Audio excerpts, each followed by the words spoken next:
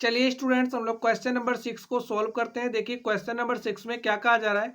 Question पढ़िए students आप लोग। इसमें कह रहा है कि एबीसी एक त्रिभुज है। एबीसी क्या है? एक त्रिभुज है जिसका कोण सी समकोण है। तो यहाँ पे हमने एक त्रिभुज एबीसी बनाया और ये जो त्रिभुज हमारा एबीसी है, इसमें जो कोण किया है, कोण सी क्या है? कोण सी समकोण है।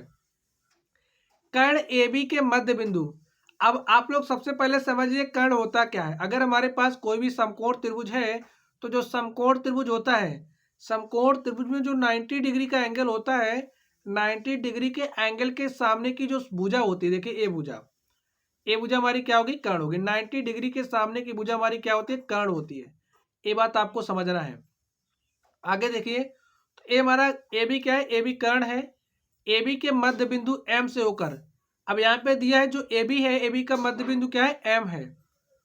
एम से होकर बी सी के समांतर, इस एम से होकर के देखिए, एम से होकर, और ये जो रेखा बी सी है, बी सी के समांतर एक रेखा खींची जा रही है इस तरीके से, जो ए सी को डी पर प्रतिच्छेद करती है। यहाँ पर देखिए ए सी है और ये जो एम से होकर के रेखा जा रही है बी सी के समांतर, और रेखा एसी को बिंदु डी पर प्रतिच्छेद करती है।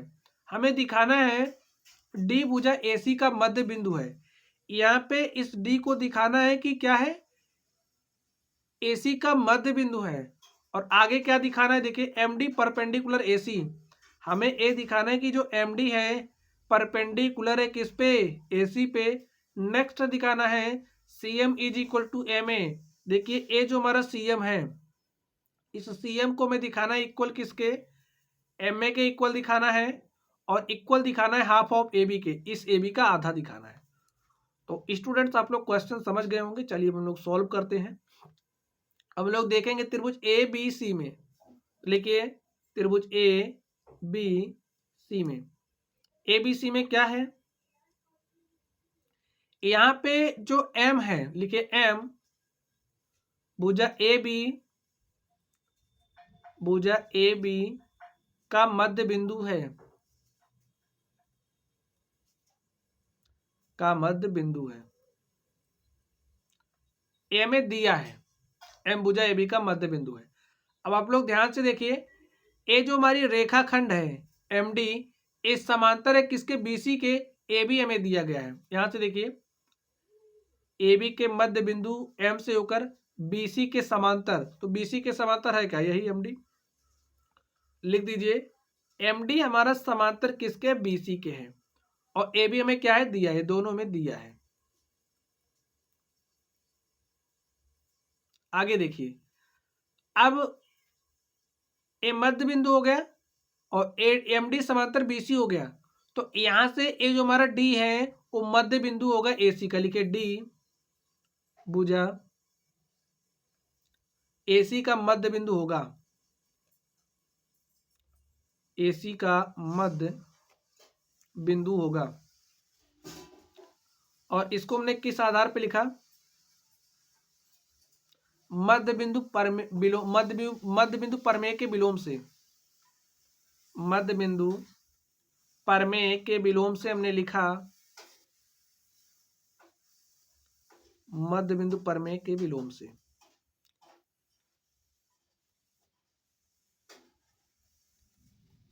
चलिए अब आप लोग आगे देखिए। अब यहां से डी भुजा एसी का मध्य बिंदु हो गया, और हमें यही दिखाना था कि जो डी भुजा है वो एसी का मध्य बिंदु है। तो इस तरीके से हमने फर्स्ट नंबर को सॉल्व किया। चलिए हम लोग सेकंड नंबर को सॉल्व करते हैं। हमें सेकंड नंबर में दिखाना है जो एम डी और परपेंडिकुलर एसी है। लिखिए हमें दिखाना है एम डी परपेंडिकुलर एसी। और इसको हम लोग कैसे दिखाएंगे? आप लोग ध्यान से समझिए। ए वाला हमारा जो एंगल है, ए वाला, ए एंगल बराबर हो जाएगा इसके। क्यों बराबर हो जाएगा? लिखिए जो हमारा एंगल है A D M, A D M वो बराबर होगा एंगल किसके बराबर होगा? बराबर होगा बी सी डी के। एंगल ए डी एम बराबर होगा बी सी डी के। एंगल बी सी डी के, बी सी डी के बराबर क्यों होगा? या फिर आप लोग कह सकते हो ए सी बी के बराबर होगा। चलिए हम लोग ए सी बी लिख देते हैं। बात दोनों एक ही है। तो लिखिए एंगल किसके बराबर होगा, ए सी बी के। क्यों बराबर होगा, देखिए ए भुजा इसके समांतर है, देखिए ए बी सी समांतर है एम डी के, इस तरीके से देखिए ए इसके समांतर है और ए कोई तिर्यक रेखा है, ठीक है, ये कोई तिर्यक रेखा है। तो ए वाला जो एंगल होता है वो बराबर होता है इस वाले एंगल के, क्योंकि संगत कोण होता है। तो ठीक स्थिति यहां पर भी है, ए वाला एंगल बराबर हो जाएगा इस एंगल के। तो जो हमारा एंगल ए डी एम है वो बराबर होगा एंगल ए सी बी के। क्यों बराबर होगा, क्योंकि संगत कोण है। समझ गए स्टूडेंट्स आप लोग क्यों बराबर होगा, संगत कोण। और यहां पे देखिए, यहां पे आप लोग देखिए ये जो हमारा एंगल ए डी एम है वो बराबर हो जाएगा किसके, 90 डिग्री के, क्योंकि angle A C B is equal to 90 degree. लिखिए चूंकि angle A C B is equal to 90 degree. यहाँ पे देखिए हमें दिया है ए सी बी, यहाँ पे जो एंगल सी है क्या है, समकोण है एंगल सी पर, तो यहाँ पे हमारा 90 डिग्री है। तो एंगल ए सी बी हमारा क्या है, 90 डिग्री। तो angle A D M is equal to 90 degree आ गया है, तो लिख दीजिए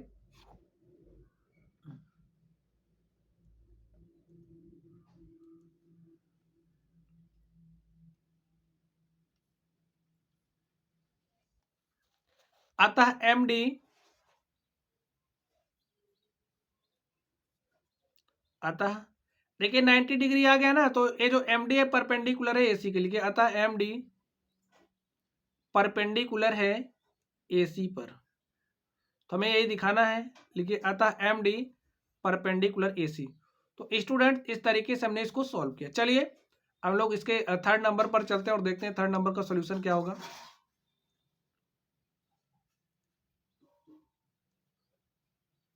इसको हम लोग थोड़ा सा इरेज कर दें।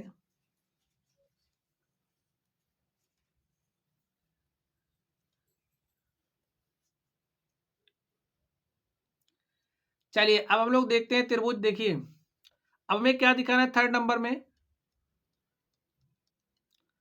थर्ड नंबर में हमें दिखाना है A M is equal to C M is equal to किसके दिखाना है, हाफ ऑफ ए बी के। तो यहाँ पे देखिए हमें C M is equal to M A दिखाना है। यहाँ पे ये जो सी एम है, सी एम को एम ए के इक्वल दिखाना है। तो आप लोग ध्यान से सोचिए, अगर हम लोग त्रिभुज ए डी एम को, देखिए ए डी एम को सर्वांगसम दिखा दें, त्रिभुज ए डी एम को सर्वांगसम दिखा दें सी डी एम के, सी डी एम के सर्वांगसम दिखा दें, तो ए वाली हमारी जो भुजा है एम ए वो बराबर हो जाएगी सी एम के। तो चलिए हम लोग देखते हैं त्रिभुज ए डी एम, लिखिए त्रिभुज ए डी एम तथा त्रिभुज सी डी एम में, त्रिभुज सी डी एम में। तो एडीएम और सीडीएम में क्या है, आप लोग ध्यान से सोचिए, ए जो हमारा एडी है वो बराबर है किसके, सीडी के। लिखिए एडी बराबर सीडी। क्यों बराबर है, ये भी तो जानना जरूरी है, क्योंकि देखिए ये जो डी है अभी हमने सिद्ध किया डी मध्य बिंदु है एसी का, तो इसलिए जो हमारा एडी है वो बराबर हो जाएगा सीडी के। लिख दीजिए डी मध्य बिंदु है।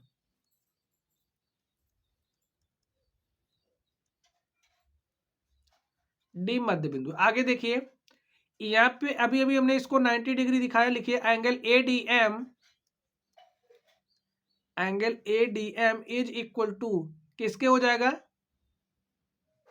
सी डी एम के, एंगल सी डी एम। देखिए यहाँ पे ए रैखिक युग्म बन रहा है, ए 90 डिग्री है तो ए भी कितना डिग्री हो जाएगा, 90 डिग्री, तो इसलिए बराबर हो गया। आगे देखिए ये जो हमारा डीएम है, डीएम बराबर डीएम हो जाएगा, या फिर एमडी बराबर एमडी, कुछ भी लिख दीजिए, डीएम बराबर डीएम। क्यों, क्योंकि उभयनिष्ठ है।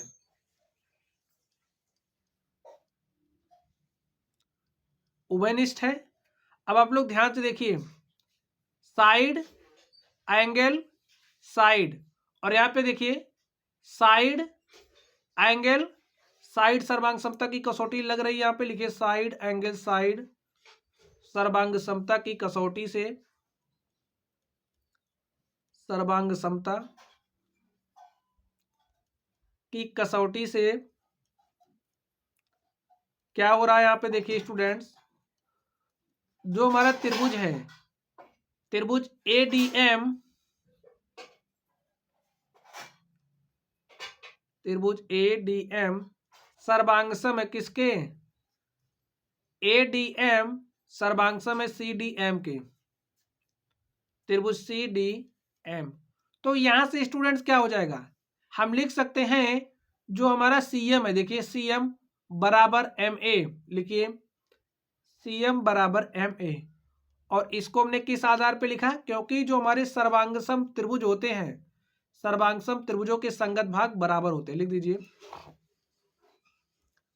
सर्वांगसम त्रिभुजों के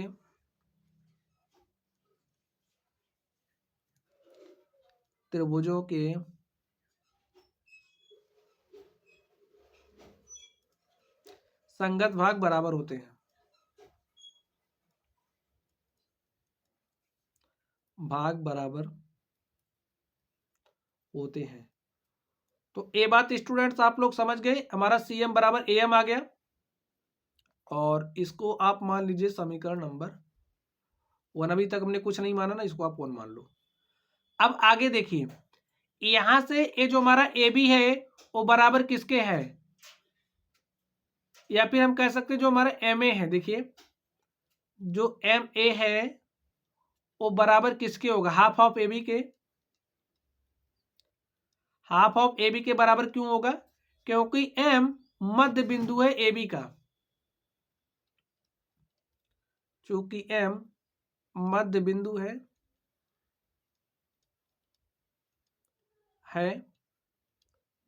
ए बी का, ए बी का मध्य बिंदु है। अब यहां पे देखिए, और इसको मान लीजिए 2, समीकरण 1 और 2 से क्या हो जाएगा, लिखिए समीकरण 1 तथा 2 से, 1 तथा 2 से क्या हो जाएगा, देखिए सीएम बराबर एम ए है,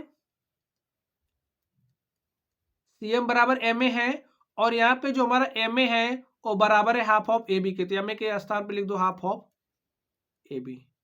और स्टूडेंट देखिए हमें यही प्रूव करना है, CM is equal to M A is equal to half of A B के। तो ये हमारा क्या हो चुका है, प्रूव्ड हो चुका है।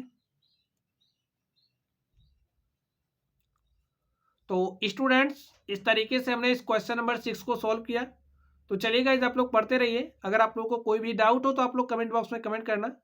वीडियो पसंद आए तो वीडियो को लाइक करिएगा, चैनल पर नए हो तो चैनल को सब्सक्राइब करिएगा। तो चलिए स्टूडेंट्स आप लोग पढ़ते रहिए, थैंक यू।